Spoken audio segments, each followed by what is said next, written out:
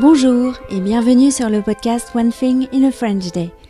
Aujourd'hui, mercredi 19 février 2020, cet épisode, le numéro 1766, s'intitule « Blanc comme neige, 3 sur 4, Chenonceau ». Je m'appelle Laetitia, je suis française, j'habite près de Paris et je vous raconte au travers de ce podcast un petit bout de ma journée.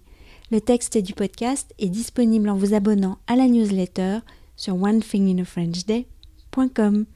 Vous pouvez également suivre le podcast sur Facebook ou sur Instagram.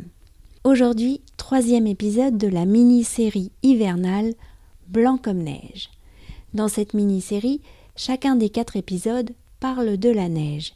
L'épisode d'aujourd'hui a été écrit en mars 2013, alors que nous étions en vacances dans la vallée de la Loire, qui abrite de si beaux châteaux.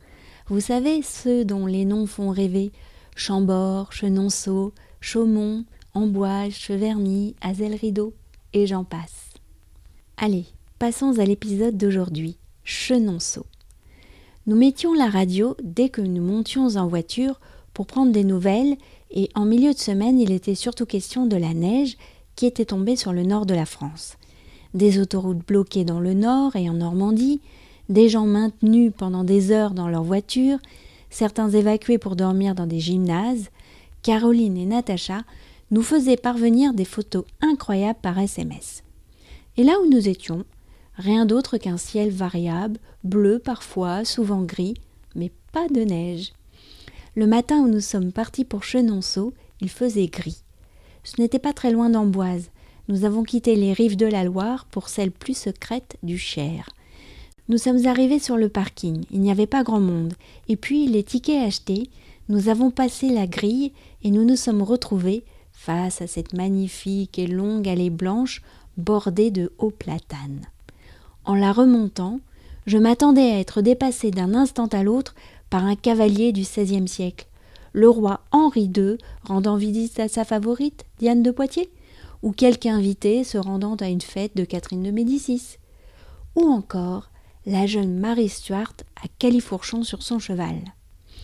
Le château apparut enfin, petit, blanc, avec des tourelles et une porte en bois peinte et sculptée magnifique.